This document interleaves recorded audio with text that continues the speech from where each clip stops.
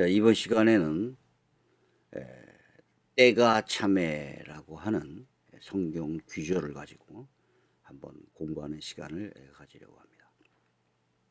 성경에는 때가 참회라는 그 단어가 자주 등장합니다. 이 단어는 상당히 깊은 뜻을 갖고 있는데 어떤 의미냐면 어떤 정해진 시간이 한치의 오차도 없이 이르렀다라고 하는 의미를 갖고 있습니다. 즉, 이 하나님의 그 절대적인 주권에서의 그 계획과 이런 그 경륜이 정확하게 그 시간에 되어서 성취되었다라고 하는 그러한 의미를 말할 수 있을 것입니다. 이 단어가 사용된 구절 중에서 특히 갈라디아서 4장 4절에서 5절 때가 참회라는 단어가 어떻게 사용됐는가를 한번 살펴보려고 합니다. 갈라디아 4장 4절에서 5절을 보시면 때가 참회, 하나님이 그 아들을 보내사 여자에게서 나게 하시고 율법 아래 나게 하신 것은 그 율법 아래 있는 자를 속량하시고 우리로 아들의 명분을 얻게 하려 하심이라 라고 되어 있죠. 이 영어 성경을 보시면은 The fullness of the time was come 이렇게 킹 제임스는 얘기하죠. NIV 성경은 The time had fully come 이렇게 됩니다. 그러니까 시간이 주어가 돼요. 시간이 꽉 차서 왔다 이렇게 그 번역이 됩니다. 원문도 마찬가지입니다. 그래서 공동 번역은 이렇게 그러나 때가 찼을 때, 표준세 번역은 그러나 기한이 찼을 때, 현대인의 성경은 그러나 때가 돼요. 자, 영어 성경도 마찬가지고 헬라어 원문을 직역하면요. 때의 그 충만함이 이르렀을 때 이렇게 됩니다. 자, 플레로마라는 헬라어는 충만하다, 가득 차다 이런 것을 뜻합니다. 그래서 때가 충만하다는 의미는 조금도 모자람이 없는 시간, 하나님이 정하신 그 계획과 뜻에 부합되는 정확한 시간을 의미합니다.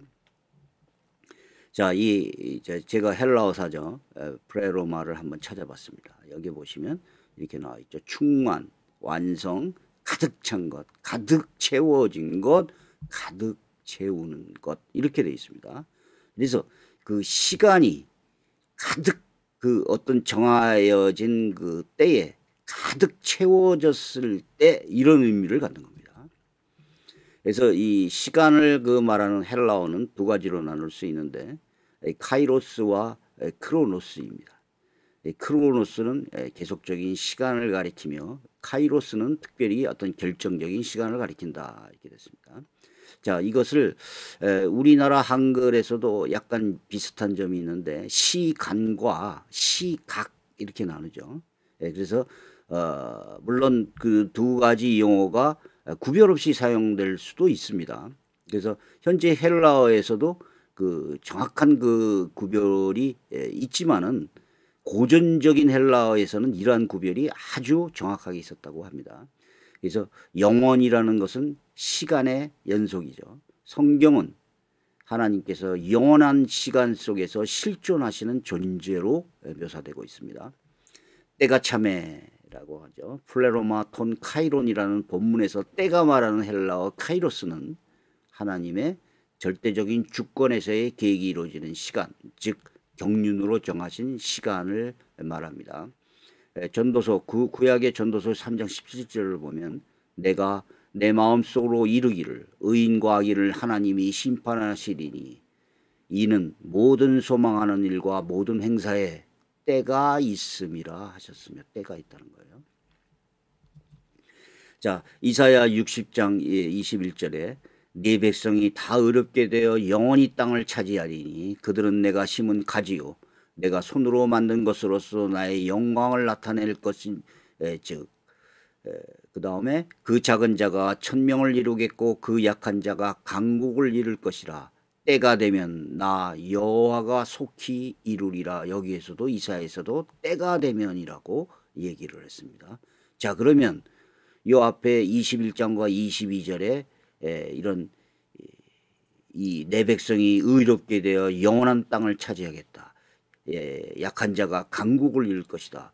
자, 이런 것이 때가 되면 여호와가 이룬다라고 되어 있죠. 그 다음에 바로 뒤에 61장에 이 1절이 나옵니다. 바로 돼요. 여기에 뭐냐면 주 여호와의 영이 내게 내리셨으니 이는 여호와께서 내게 기름을 부으사 가난한 자에게 아름다운 소식을 전하게 하려 하심이라.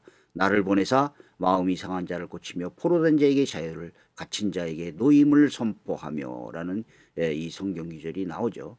그런데 예수님이 이사야 61장 1절을 바로 누가복음 4장 18절에서 인용하십니다.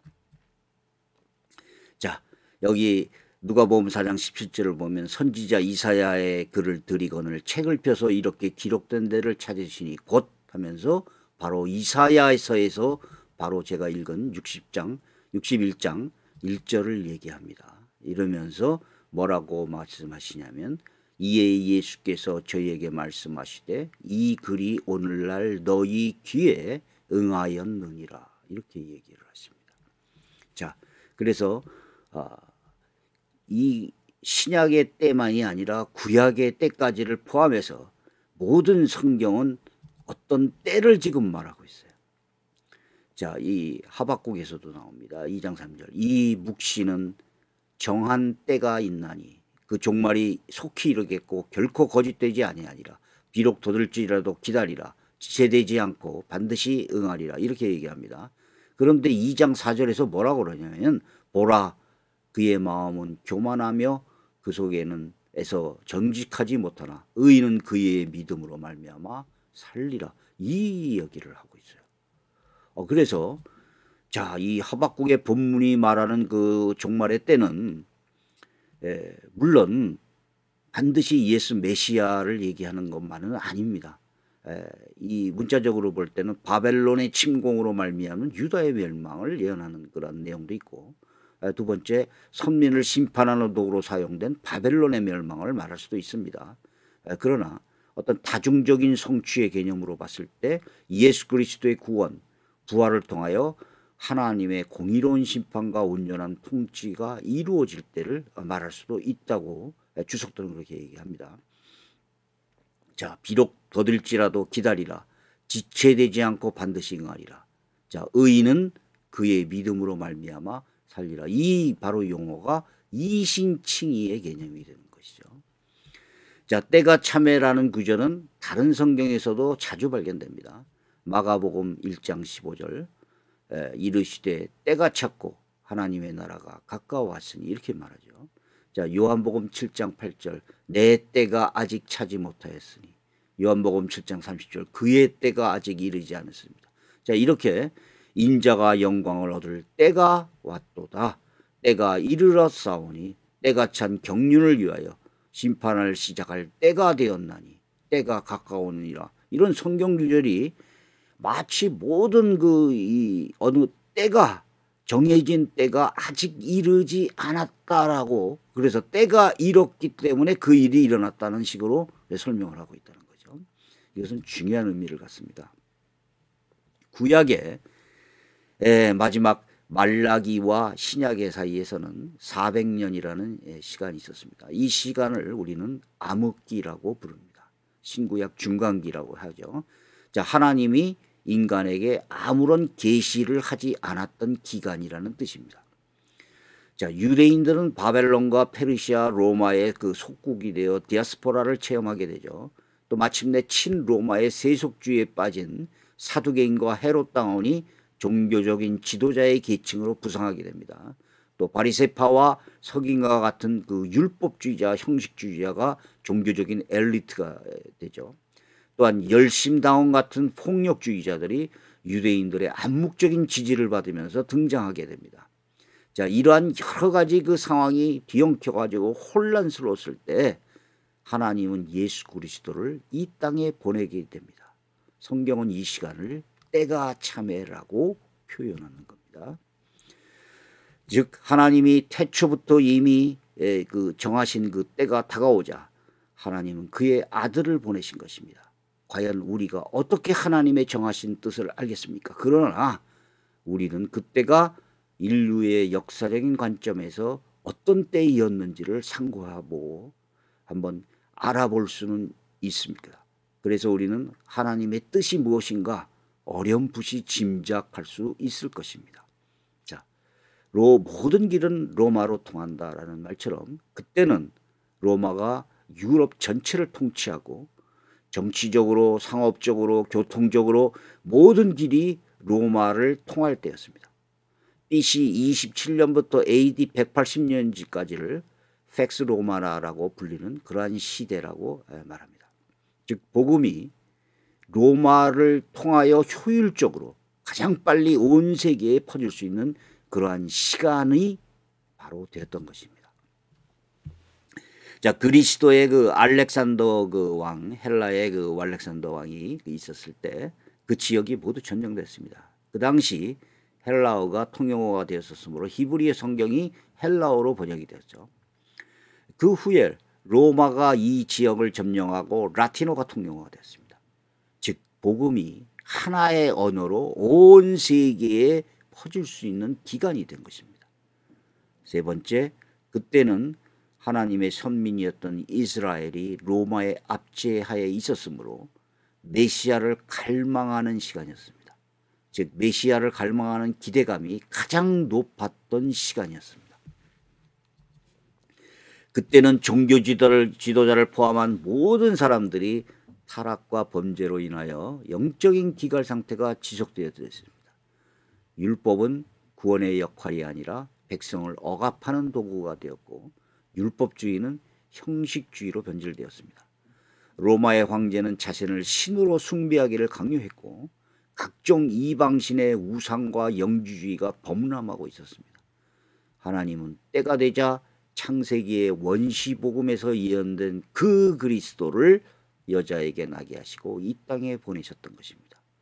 창세기 3장 15절은 이렇게 얘기합니다. 내가 너로 여자와 원수가 되게 하고 너의 후손도 여자의 후손과 원수가 되게 하리니 여자의 후손은 네 머리를 상하게 할 것이요 너는 그의 발꿈치를 상하게 할 것이라. 이렇게 얘기를 하죠. 그 다음에 예레미야서 23장 5절을 보면 이렇게 나옵니다. 여호와의 말씀이니라. 보라 때가 이르리니 내가 다윗에게서 한 의로운 가지를 일으킬 것이라. 그가 왕이 되어 지혜롭게 다스리며 세상에서 정의와 공의를 행할 것이며. 자, 예레미야 선지자를 통해서 여호와께서는 때가 이르면 다윗에게서 한 의로운 가지를 일으킬 것이다 라고 얘기합니다. 구약에서도 때가 이르면 다윗의 가지에서 메시아가 나타난다고 기록되어 있는 것입니다. 여기에 때가 이르니 라고 해당되는 이 히브리어는 문자적으로 The days are coming입니다. 날들이 주어가 돼서 그 날들이 오고 있다 라고 하는 표현을 쓴 겁니다. 자, 이는 장차 어느 때가 어느 사건이 어느 때가 오고 있다는 것을 나타내는 표현입니다. 자, 이 때가 참회라는 단어의 뜻은 약속된 메시아를 인간의 모습으로 이 땅에 보내셔서 십자가에 달리게 하시고 3일 후에 사망의 권세에서 부활하게 하심으로써 그리스도 안에서 하나님과 인류의 목적이 통일하게 하시려는 하나님의 경륜이 성취되도록 정해진 모든 스케줄을 포함한 것입니다. 따라서 그리스도의 오심으로부터 인간의 역사에서 성취되어지는 하나님 나라의 노래가 시작되었던 것입니다. 자, 예배소서 1장 7절 12절에서는 다음과 같이 얘기합니다.